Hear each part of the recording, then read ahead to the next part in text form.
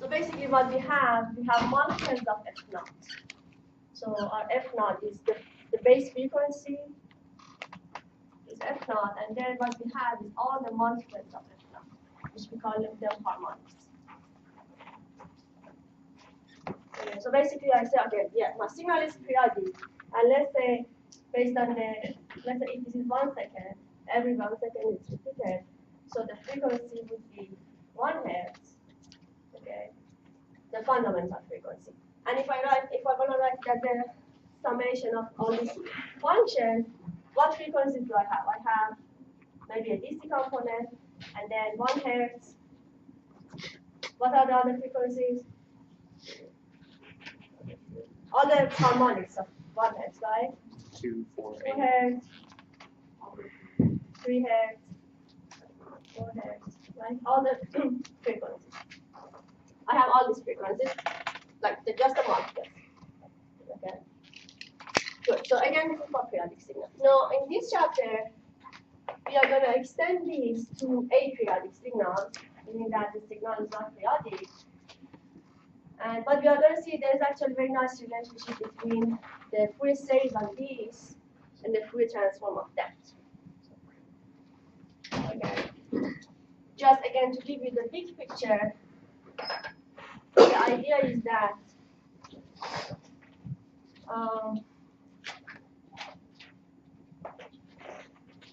okay, if you compare these two, as you see, the second picture is just that one repeated, right? Now, what if I increase T naught? If I increase T naught, what happens? Basically, all this repetition will go further away, right? So this becomes more like that, okay? Now, on the limit that T naught goes to infinity, okay? Very simple. T naught goes to infinity, basically, all of these are pushed back to infinity. All of these will push back to negative infinity, and they are equal, right? So therefore, these two are equal.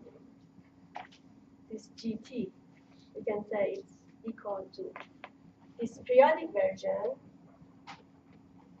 when T goes to, or T naught goes to infinity. Okay. Good. So when T naught goes to infinity, look at it as a, like millions of hertz, like the very second, very large time. So what happens to f naught, the frequency? Frequency is 1 over T naught. What happens to the fundamental frequency? Goes to 0. Right. So therefore, now I'm working with a frequency which is really small. So as opposed to here that I had, let's say f naught, 2 f naught, 3 f naught, which were like discrete frequencies. Now I'm working with something which is close to 0. So when I look at the harmonics, basically I'm covering all the frequencies. Okay. So therefore here, for the aperiodic signal, my f frequency is all frequencies. Versus in the discrete case, or in the periodic case, I only had the harmonics. Okay, and you see why again, because here basically f naught is going to 0, so you're looking at a small, really small frequency, and all the harmonics basically as if I have all the frequencies. Okay, so this is the relationship therefore. So there I'm talking about continuous frequency. There I'm talking about discrete frequency. So if I put them back to back on each other, so here is Fourier transform, here is Fourier series. This is for periodic, here is for aperiodic. Here I have, if I plot the Fourier series coefficient, this 0 component, then frequency f naught, 2 f naught, 3 f naught, etc. And then you know that minus f naught, minus 2 f naught, etc. So somehow discrete. And here, again, you can think of it has all the frequencies, and this one is continuous. So that's the difference. Okay. Here we call it the n Fourier series. Here we call it capital G n. Here is the function of n, discrete. 1, 2, 3, 4. Harmonic of first harmonic, second harmonic, third harmonic, discrete value. Here f is continuous. You have all the frequencies. Okay, so this is the big picture. Now let's go to this. Got any question here? So this is for business for the Fourier transform? Yes. Yeah, Fourier transform again is on the continuous, aperiodic signal, and it's a continuous function. Versus here we had only the discrete values. And again, I hope it makes sense because when you have a periodic signal, you already have a frequency, you already have a basic frequency, fundamental frequency, F naught, and only you will have the multiples of that, the harmonics of that. But there's no fundamental frequency. Basically, all the frequencies could happen there. That's why you have a continuous frequency. But this is just the overall thing, so we're going to go into the details. But I wanted to give you this big picture. From Fourier series for this to Fourier transform for that.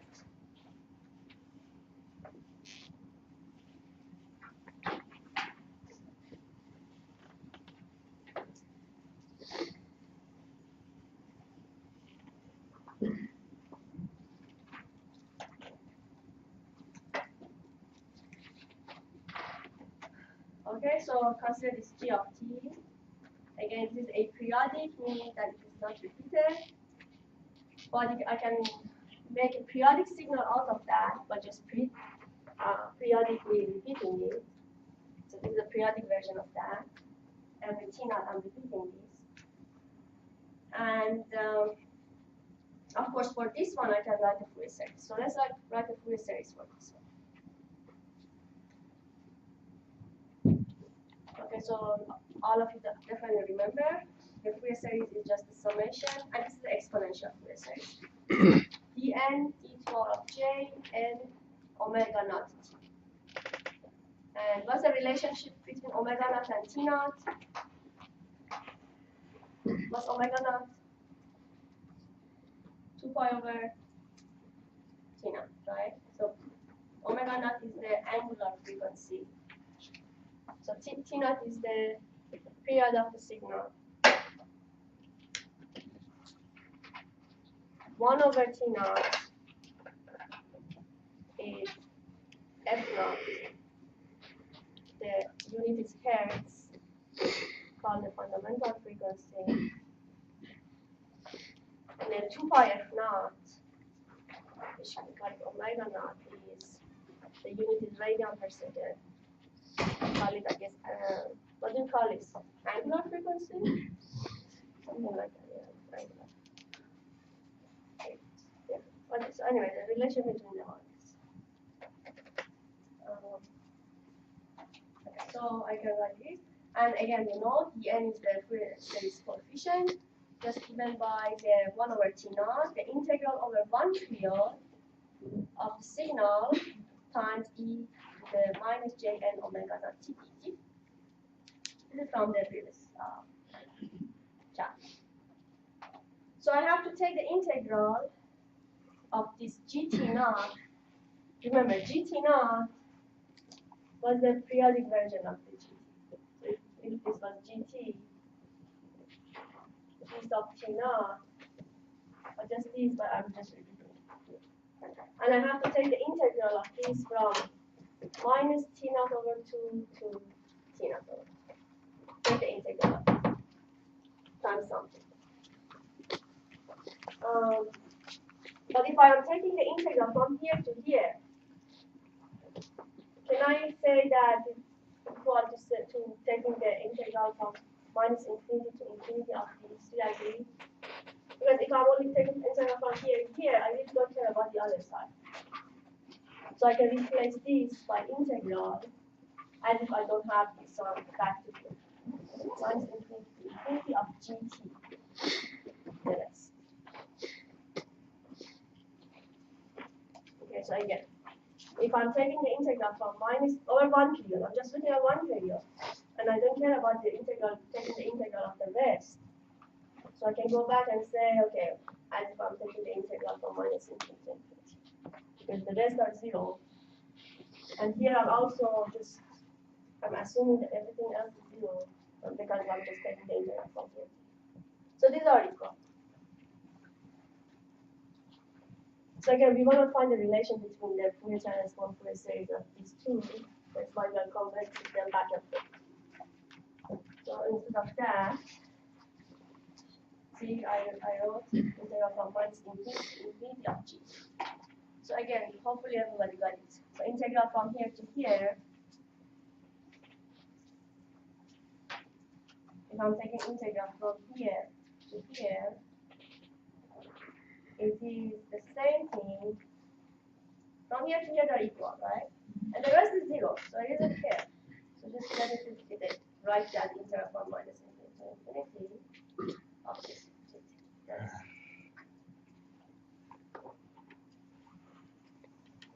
Okay, and then each bar of minus jn omega naught t dt, the same thing. Now instead of omega 0, just put 2 pi f naught. Again, in this chapter, if we transform instead of omega, we work with f. That's why let's convert this to 2 pi f naught t dt. And let's define a function which later on, as I said, you'll see this is going to be the Fourier transform. But for now, just let's define it. The integral from minus infinity to infinity, you see the similarity. G of t e power of minus j. Look at it. The only difference here is that you have n omega now, here only you have omega. Okay, now let's come back to the frequency. J omega 2 pi f 2 pi n f naught. So again, what I talked about it. Here we have multiples of f naught. 1 f naught, 2 f naught, 3 f naught. Here we have continuous f. All the frequencies could be possible. So here we have discrete values. Here I have continuous values. Here I have f n times f naught. Here I have f. Okay. So let's define it. Let's show this with this symbol. When we define something, we show it with equal and the triangle. Let me define this. Integral gt that.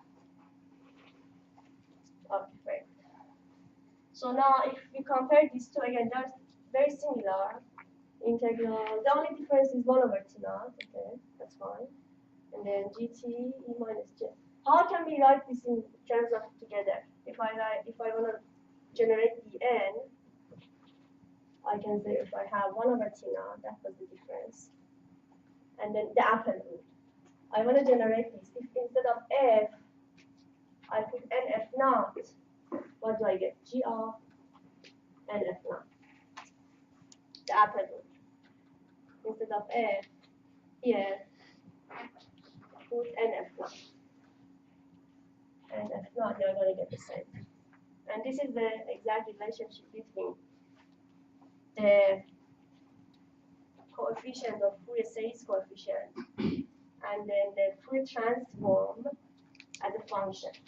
So basically what it says these dn's, actually this is very interesting, are just a scale times this gf, if I call this gf,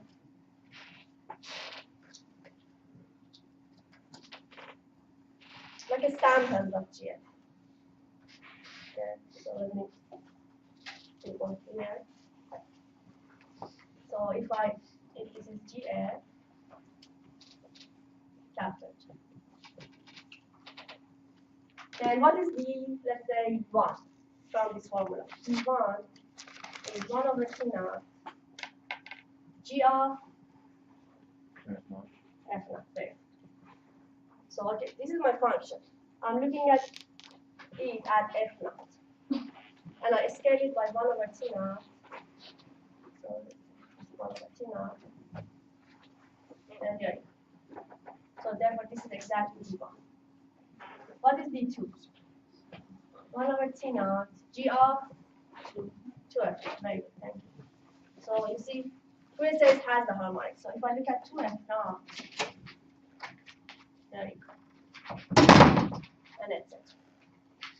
So therefore, interestingly, what it says is that Dn, the Fourier series coefficient, are like samples of GF. So this is the relation between them. This is GF again, and these samples are Fourier series. And they have this very close relationship. Fourier series, I only look at discrete frequencies. Fourier transform, my signal is not periodic, so I have to look at all the frequencies. Make sense somehow? Good.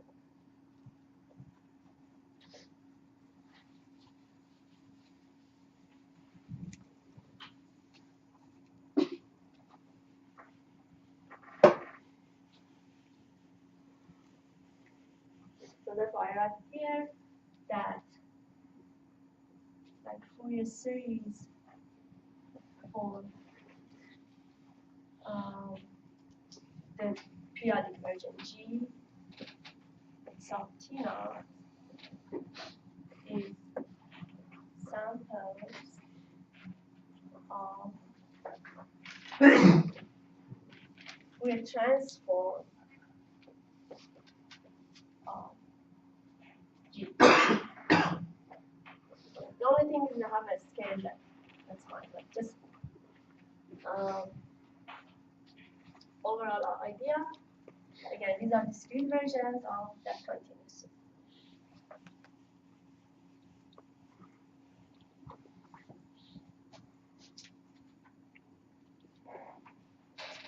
Okay, so the N is just the scale version of GF, but I'm looking at discrete points. But this is like a sample.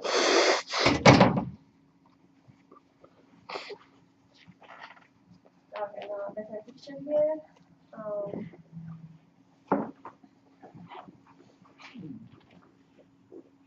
So hopefully everyone sees that. This is a continuous line. And it's the Fourier transform. Again, a scale by 1 to naught. And when I look at the Dn's, the Fourier series coefficients are just samples. Samples of that every F naught.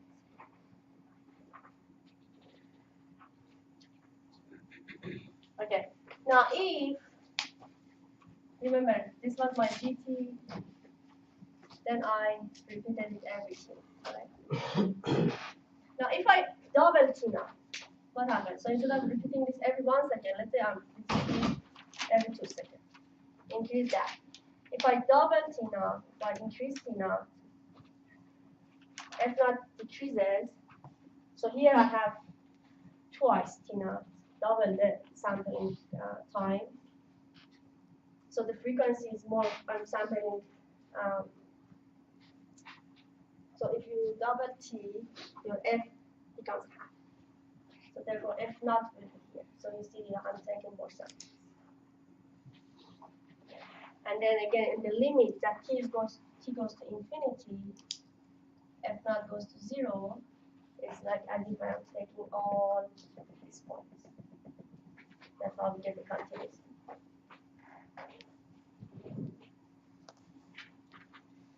Who got the idea, overall idea? Just few? 3? Okay, good. Yeah, and those that didn't get 100%, I'm sure will get more and more. Okay, and then also go back and read the book. Read it. The book also is written very nicely, maybe better language than I thought. But so again, the idea is that Fourier series talks about the discrete points, but as I increase T, the frequency becomes smaller. So I will have more samples, more and more. And at some point, if this f is really, really small, it's like as if I'm all the samples. So it turns out to be a continuous signal. And becomes g of f.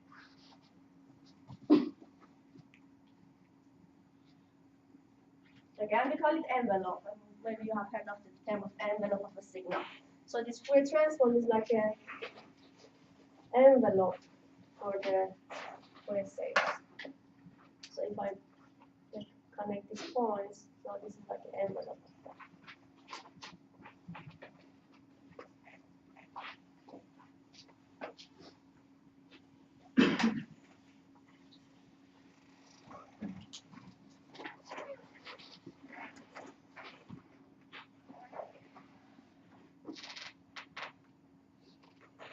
Okay, so going back to the formula that we had, this is again the periodic version. I had dn times that, and we already find the relation of dn in terms of this function.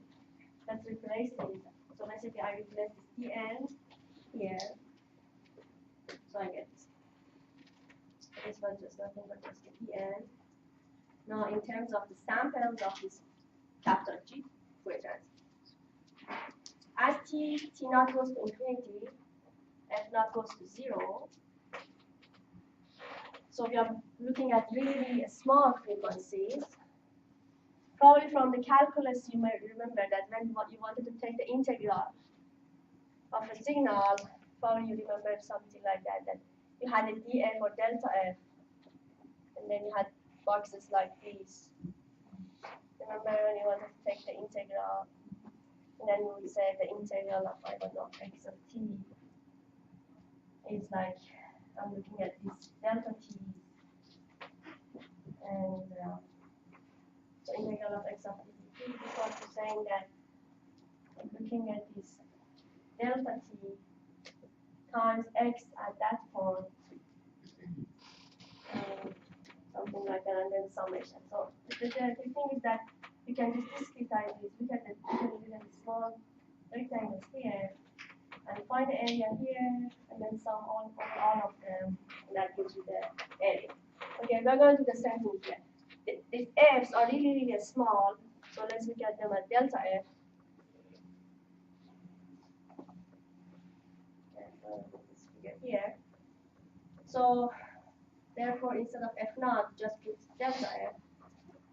See, whenever you see this f naught, put delta again because it's really, really small. N f naught and delta f. So you put all deltas here. And so now delta f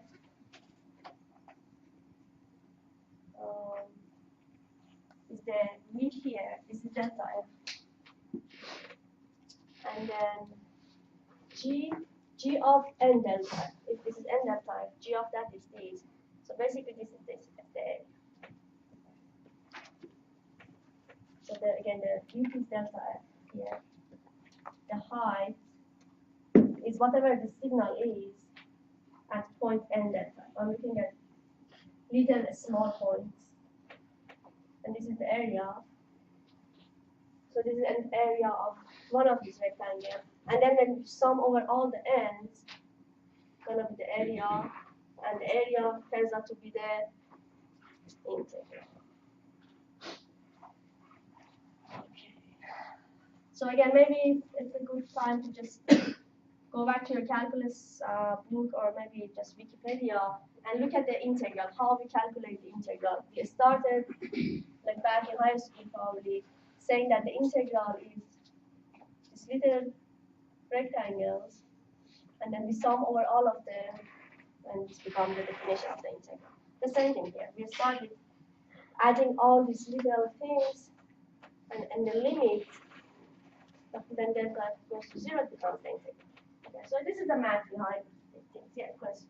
Okay, so then you're measuring as the frequency increases to infinity, the changes in the small, like the change in the signal as it increases to infinity for frequency. Is that what it is? Because that's the signal up there, right? That curve. This is Fourier transform. Oh, it's a transform. Okay. This is GF. See what? This is basically this signal. See, GF, and then times each power of. Maybe I have to rearrange this.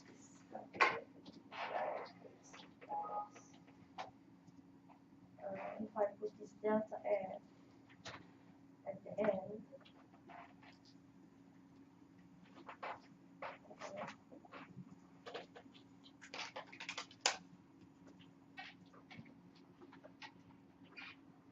So what I have plotted here is this one, basically. Instead of n delta F, just put F. So this is GF, each power of J 2 pi ft.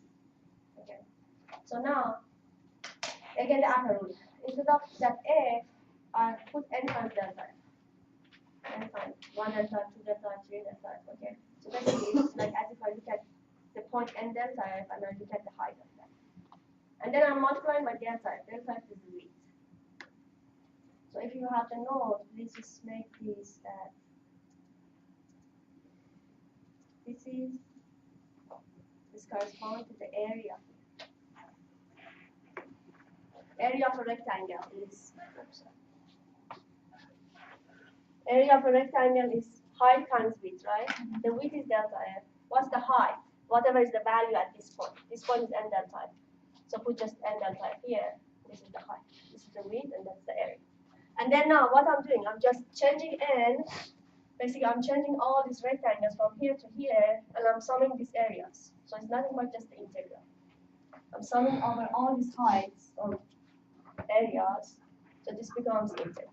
Make sense? Yeah, I guess the math is fine. What I'm trying to conceptualize is what am I really seeing? Like, what are you actually modeling there? What we are going to see is that how Fourier series is converted, how a discrete Fourier series, because like these are coming from the Dn.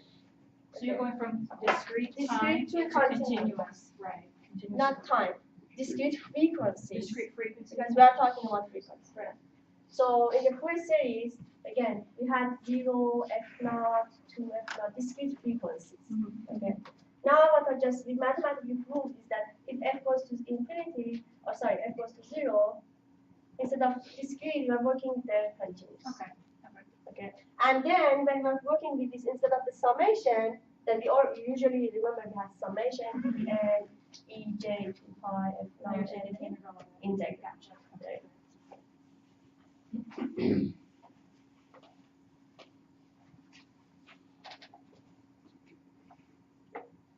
Okay, and this is nothing but just this Fourier integral of gf e to the power of j 2 pi ft.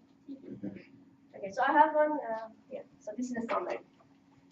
Okay, so hopefully everybody got at least the idea that this is just a summary of what concluded. We have a signal in the time, a periodic signal, a periodic. So it's not periodic. And then we can convert it, usually done F here, we can convert it to the Fourier domain using a Fourier transform. The Fourier transform is capital G F.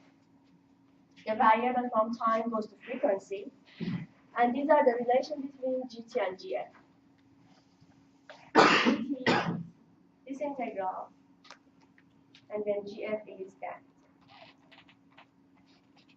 Okay, and there are some notation. The Fourier transform of GT is equal to GF, or if you say F inverse, if you say Fourier inverse, goes back to time. So the good thing is that you can always go back and forth between time and the frequency. You can go back and forth. Here, when you go, you take the Fourier transform, you go there, and if you get the inverse of that, you go back to time. It's a very useful tool, very, very useful tool. So you have worked with Fourier transform in other classes. Very, very useful. Okay. So definitely you need to remember those formulas. But let me put them back to back with the Fourier series that you see the similarity actually. We already can know what every term means.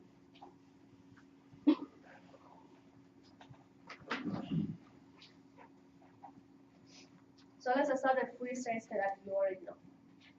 The periodic signal can be written as summation of Dn e to the power of j n times 2 pi f naught t, again the harmonics, because this is the periodic. I have Fourier series for periodic. And then Dn is 1 over t, the integral of g that t. Now let's look at the Fourier transform for a periodic signal. The gt can be written, instead of summation, I have integral. So let's look at the correspondence. Summation, integral. Instead of dn, Fourier series coefficient, I have Fourier transform, capital G. And then each power of j, 2 pi, t the same. Instead of n times f naught, which are the harmonics, I have f. Because f naught has all the frequencies. Okay, so it's always like that. When you go from discrete to continuous, the sigma converts to the integral. And again, every time there is a correspondence. Hopefully everyone can see that. Here, the point is that here we have n f naught, only the harmonics. Here we have all the f's. Okay. Now look at this formula. And by the way, this is called the signal synthesis, and this is called the signal analysis. Synthesis and analysis.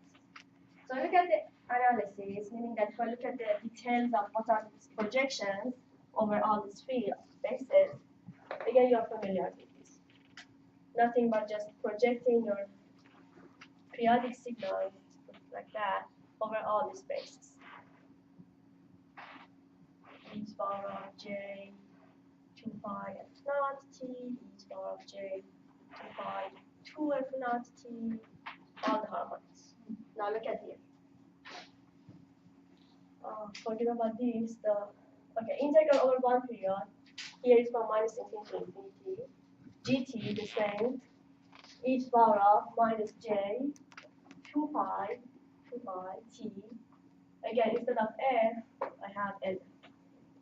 So basically, again, they are the same. The only thing is that the difference was in 1 over t naught, and instead of f, I have nf naught, which we already saw that. Remember the samples that we mentioned, we saw this formula. dn is 1 over t naught of g of f at that sample. Okay, and again, this is a projection. Now, tell me what are the basis functions here. So, here your gt periodic was, these are the basis function, and then you get dn. Here I have a periodic signal. What are my basis functions that I'm projecting over? These are my basis functions, and this is the conjugate of that. Because when you get the inner product, you get the conjugate. So those are my basis functions. See, e to the power of j, 2 pi, and all the f's. Instead of saying f naught, 2f naught, 1 hertz, 2 hertz, 3 hertz, etc., I have all frequencies.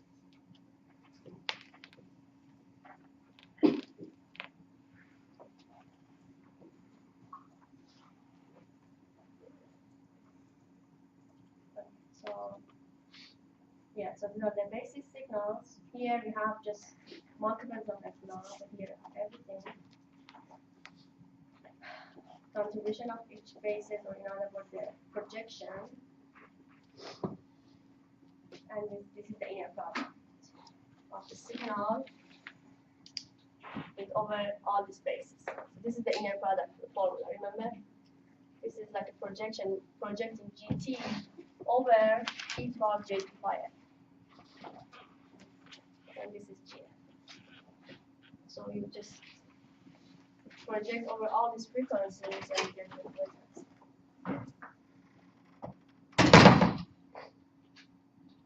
Okay, so therefore definitely please try to understand this slide and the relation between Fourier series and wavelengths. everything else is the same because in nature, Fourier transform of Fourier series are very, very similar.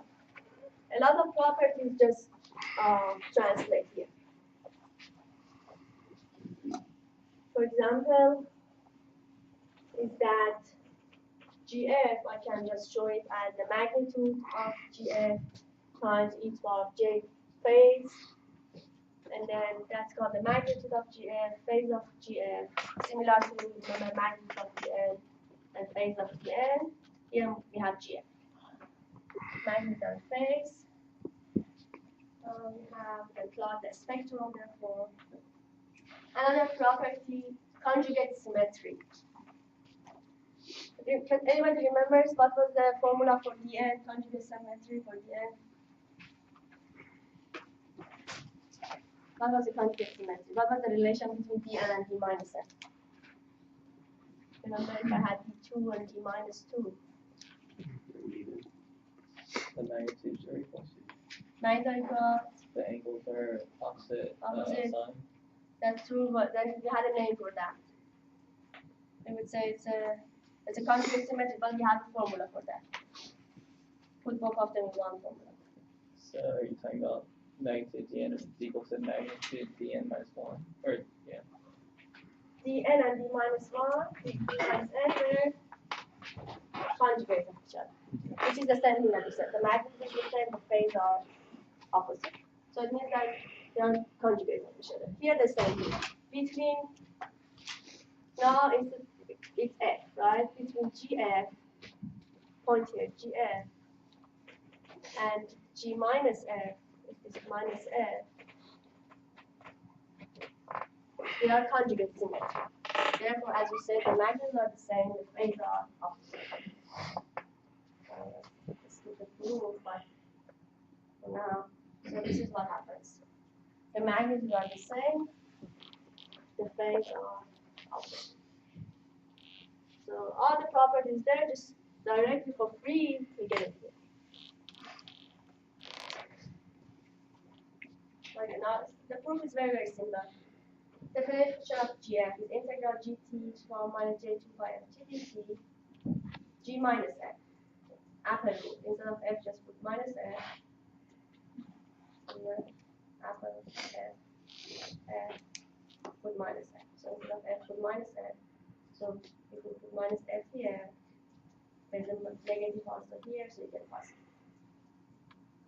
And then now let's look at the conjugate of GF. How can I conjugate GF? The conjugation is always very easy. Just wherever you see G or J, replace it by negative J. Very simple when you conjugate something. So therefore, what is GF conjugate? Anybody can tell me? It's integral from minus infinity to infinity. G of negative t? No, Which I'm just conjugating this. G of t, G of t, e to the positive G of t, Oh, okay. and then e to the j to 5t. it's for J. Instead of negative J, you have positive J. Good. Okay, so this is a conjugate. So let's begin the G minus F. The upper rule. What is G of minus F? Negative F. Looking at that, if that's GF, what's the G of negative F? Still the same thing. Equal to the conjugate. Negative infinity of, so G. 2 pi of t. Yeah, so let's There's say negative, negative, minus J 2 pi and then minus F T. and then negative, negative. Negative and negative becomes positive and these two become equal. Yeah, so therefore G of minus F is conjugate of GF. Conjugate symmetry. If you remember this name, you'll remember the property. Conjugate symmetry, like conjugate symmetry. So it's a symmetry but in a conjugate way. They are not exactly equal, but they are conjugate of each other.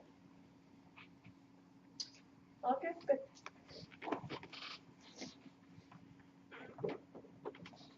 So, oh, love it.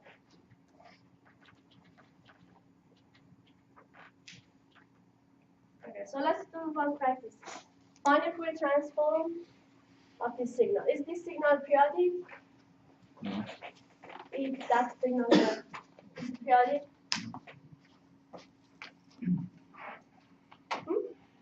No. No, good, because it's not repeated. Okay, so let's do the full transform. It's just let me go away.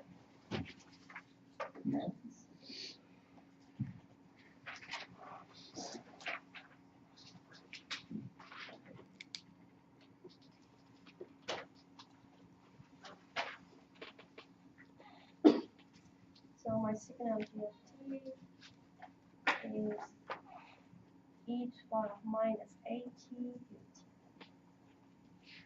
So, for example, e to the power of minus 2t ut. Because of the ut, I mean, if I only had this one, it would look like this. But because of the ut, I'm just cutting the negative part.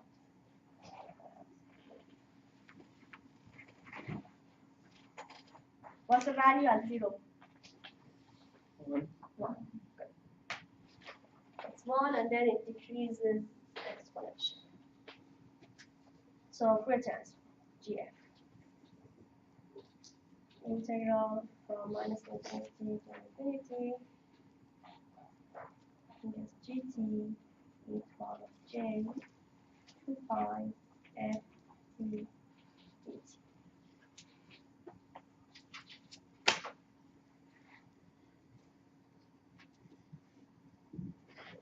Okay, instead of GT, I have to put. Isn't that negative? The exponent up top? Or it doesn't matter. No. Maybe yes. Yeah. Maybe. Yeah, one of them are negative. Yeah, good one. Did you? I guess the GF has a good thing. Yeah, because it's the current. Yeah. Good. So here is it. And then, so e to the power of minus 80 ut e to the power of minus 20 integral from minus 80. Now can I simplify this integral because of this ut? Yeah, from Instead of 0 minus infinity to infinity, I can write it as from to 0 to infinity. 0 to infinity.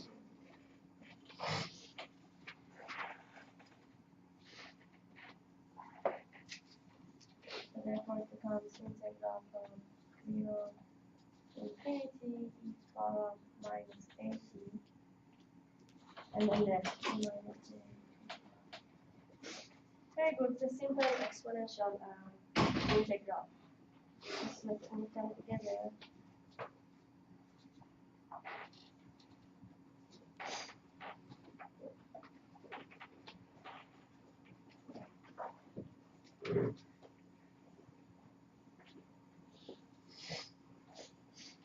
What's the result of this integral? Anyone can tell me. Each one of something t. 1 over something good. Each or something. Exactly. Each one of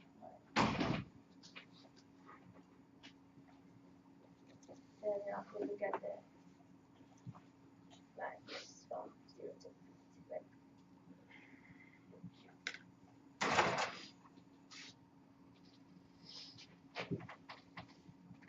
Okay, just instead of t put infinity and then t 0, subtract them. I'll go back to this. Any question at this point? No, we just, I mean, very simple. The Fourier transform is actually very, very simple. Just replace GT and then take the integral.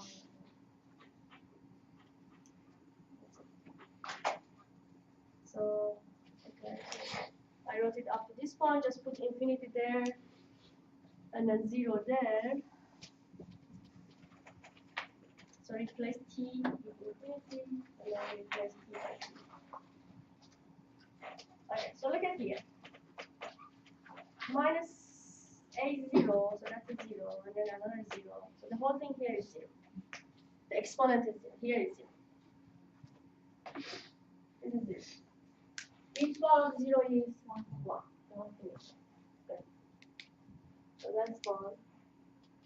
How about here? I have each bar of minus 8 to infinity. So let's look at it as 1 over each bar of 8. Everybody agrees? Each bar of 8 infinity. Let's say if it is each bar of 2 infinity. What's the result? So if A is positive, 1, 2, 3, 1, 5, whatever, this becomes infinity, and 1 over infinity is 0. So therefore, the whole thing here is the same thing. It becomes 0, so this disappears. I'm left with this part. And this was 1, that's good. So 1 over A plus J 2 R F. Very simple formula to remember. And that's a very famous signal. So maybe we can remember that for this e power minus ATUT, this is the Fourier transform. So now, have you studied Laplace transform at any point? No Laplace transform? Yeah. Laplace, Laplace, That was yeah. Laplace, yeah. So, what's the Laplace transform for that signal? Anybody remembers?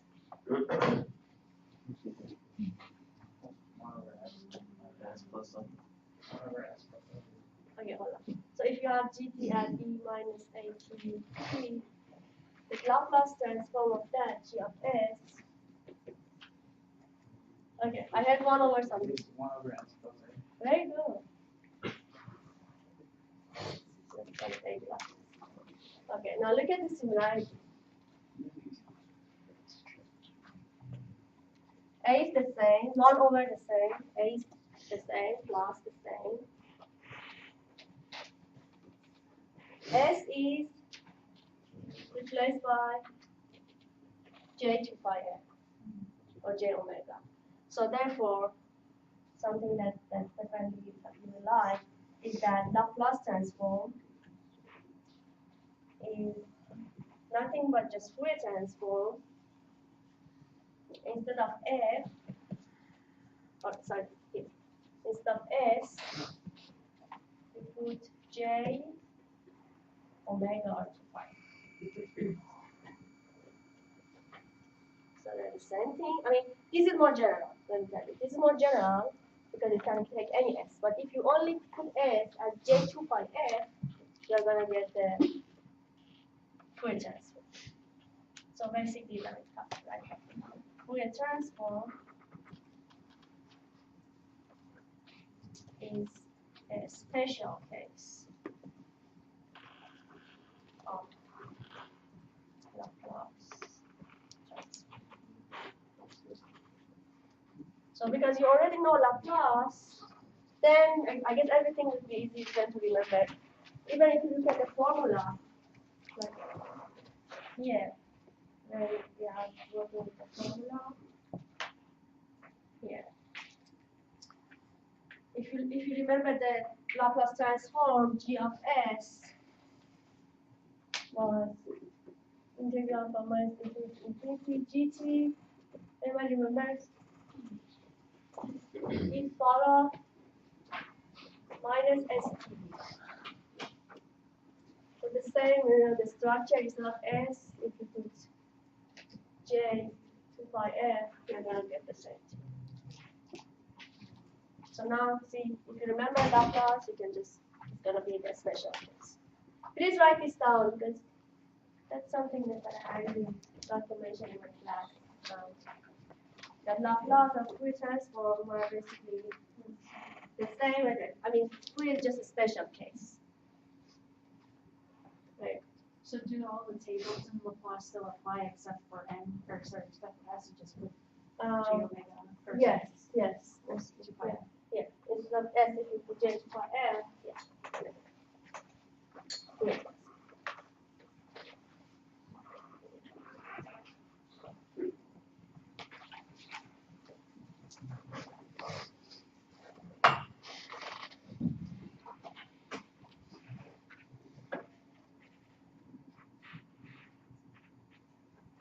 So this is the final answer. This is the Quilter's form. Now let's plot this. We have to have magnitude and phase separately. So let's look at the magnitude. What's the magnitude of this? What's the magnitude of 1 over a plus j 2 pi f? What's the magnitude of this? How can I find the magnitude of this? It's a complex number, so I have to look at the magnitude and phase. Any volunteer tell me what's the magnitude? Gary, you want to try? Yes. 1 over the square root of a squared plus the square root, plus 2 pi f squared. That's right. Yeah, so basically, again, if you have z1 over z2 and you want to look at the magnitude, it's nothing but just the magnitude of the numerator divided by the magnitude of the denominator. Magnitude of this is 1 divided by magnitude of this. It's the square root of a squared plus 2 pi f squared. Okay, good. So this is the magnitude. How about the phase?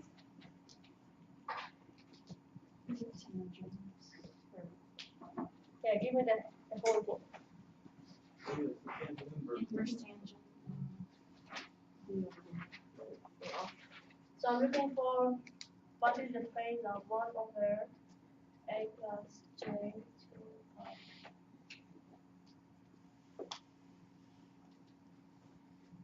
Tangent inverse. I guess we can call the j2 pi f our b. Tangent inverse of The j2 pi f over a. okay, any other negative? Yeah. Only. So what's your solution? Negative. Tangent inverse. Who is starting? Here. Yeah. The negative. Negative here. In front of the tangent. Yeah, tangent inverse. Oh, here, negative here. I guess you can do negative c over a. Because it's the denominator, you use the Yeah. Okay, good. So yeah, she's saying so it's a denominator now. So what should I do? You do tangent inverse of 1 minus tangent inverse of j2 pi or a. Tangent inverse of The numerator minus the tangent inverse of the denominator. back a little bit. What is the phase of z1 over z2? Tangent inverse of z2. Uh-oh. Yes. The phase of the numerator minus the phase of the denominator, And and then the phase is just the arctangent of the complex over the real portion. okay, so hold on. So let's see everybody just get this. So when you are dividing two things, the phase is the phase of the numerator minus the phase of the denominator. Okay, that's everybody okay, I guess. Again, I have a document on complex numbers. Please on the web courses. Just very good. So everybody is happy with us. So therefore, I can say it's the phase of 1 numerator minus phase of denominator a plus j 2 pi. Good. So what's the phase of 1? 0. Good.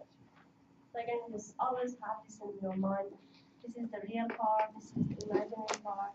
And if I have a number 1 here, phase is 0. Now I have another number which is a could be something, plus j 2 pi f.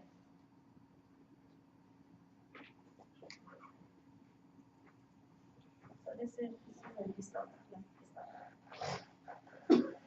The real part is a, the conjugate part is 2 pi f. Now what is the angle here? As you said, tangent inverse. If you go back one, if this is theta, what's the tangent of theta? This divided by that, right? 2 pi f divided by. So if I'm looking at the angle, theta is tangent inverse of 2 pi n over. Okay, and that's what, so this negative comes here, and then phase of that is tangent inverse of the imaginary part divided by the real. So you have the, so this is the negative that you will have. So negative of that.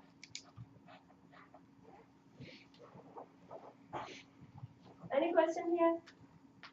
No? Okay, so let's just plot it. Just go to MATLAB, very simple function. You define some x. Now everybody probably knows that. If I want to plot these, I go to MATLAB and say, let's say n from, I don't know, minus 100, 200. And if I want to have a very nice graph, let's say put here, I don't know, 10 power minus t or something.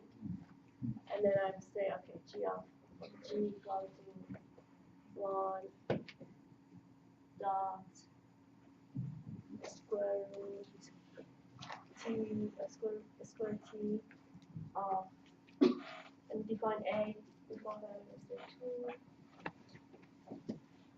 a square plus 2 pi f squared. But a square should be again the special square because here is a vector. You have to element by element, you have to raise it to power of 2. So you have that dot thing. G is that, and then plot f, and I guess they would put like this, like apps, just yeah. Try this. So if you do that, and then similarly for the tangent, for the phase. So please try to plot this in MATLAB for yourself, okay? Just as a fun exercise. So it will look like that. Goes up and goes down. This is my magnitude of GF. And if separately plot the phase looks like this.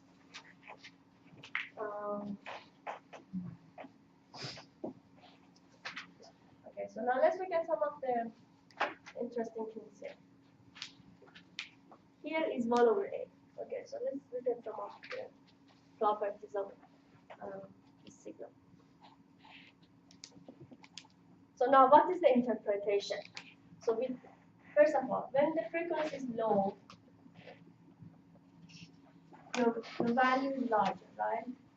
So therefore, what it says, okay, the signal has a lot of low frequencies, right?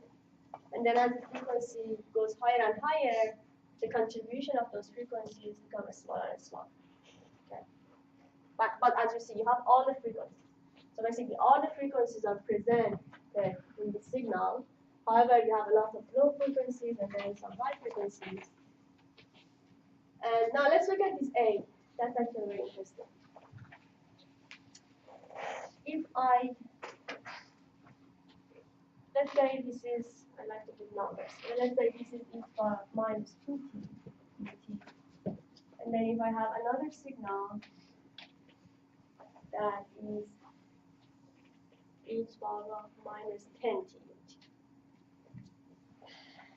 Okay. Do you agree that this goes faster? Okay, so I increase that coefficient, so this is going to go faster. So now what do you think would be the, how is it reflected? Okay, and then if I have something like that, each power of minus, let's say, increase that 0.1. This is a slowly dying. This is very quickly dying, and this is something in between. So I'm changing A. Here A is 10. This one A is 2. This one A is 0.1. So just looking at the time, which one do you think has lowest frequency? Like this one, because it doesn't drop fast, hopefully everybody sees that this has low frequency, right? And then this one's high frequency. So I expect that this one will have a lot of low frequency components. Now let's look at here, 1 over A. So let me plot this. So if A is 0.1, or yeah, 0.1, 1 over A is 10. So therefore, the Fourier transform will have a P of 10. Now let me use other colors.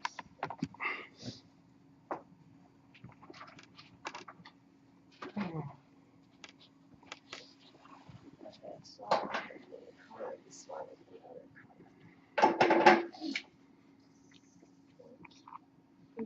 Minus 10. So the blue is that. And then this one is black. So I have black.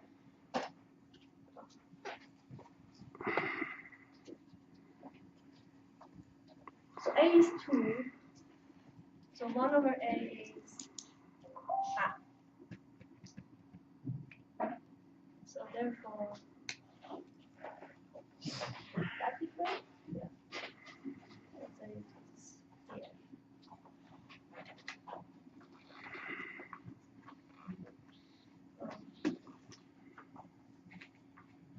Looks like that. And actually, I think this has to drop instead. So let me look like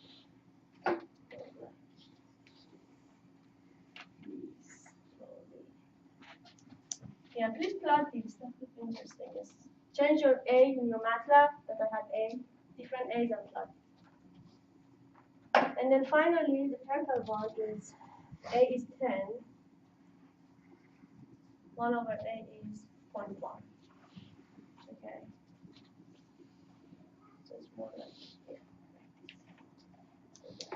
So now what's the interpretation? For the blue one, which we all agree it has not that much of high frequency, it's just slowly varying. Frequencies change, right? But this one doesn't change that much. Okay. So look at the Fourier transform. If this is A, this is the low frequency, right? Low frequency. And then as we see, high frequency. So that blue one has a lot of low frequency components. So that's the time interpretation, looking at the frequency interpretation. As I changed A, so I introduced higher and higher frequencies, look at the Fourier transform. Fourier transform expands, meaning that the high frequencies also are appearing. You see? Instead of dropping like this, it's more like this. The low frequency goes down, the high frequency goes up. Please plot this when you plot it, you'll see better. So I'm just trying to help you see beyond the formula. What's the interpretation when we say Fourier transform? What does it exactly mean? Nothing but just changes in the signal. Low frequency changes, high frequency changes, low frequency, higher frequency, and that is reflected in the Fourier transform. Okay, the time's up. So please just go with the flow of the class, study for each lecture, and don't be behind. The materials are not hard at all, but you need to study.